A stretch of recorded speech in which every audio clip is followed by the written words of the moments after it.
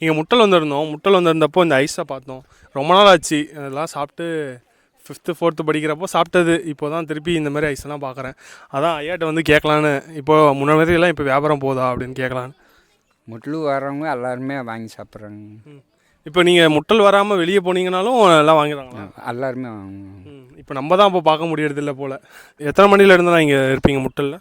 நான் 3 மணி 2 மணி வரைக்கும் இருப்பேங்க. இப்போ புறப்படுவேன். அப்புறம் இல்லாட்டினா மலைக்கும் போவேன். கறந்துறைக்கு விற்கிறதுக்கு வியாபாரத்துக்கு விற்கிறதுக்கு போயிடுவேன். ஒரு பெட்டி ஐஸ் ஓட்டிகிட்டு வந்துடுவேன். சரி, ஓகே. காலைல எப்போ முட்டலுக்கு இங்கே வருவீங்க? இந்த டைமிங் வந்தீங்கன்னா மக்கள் வந்தாங்கன்னா 10 மணிக்கு வருவோங்க.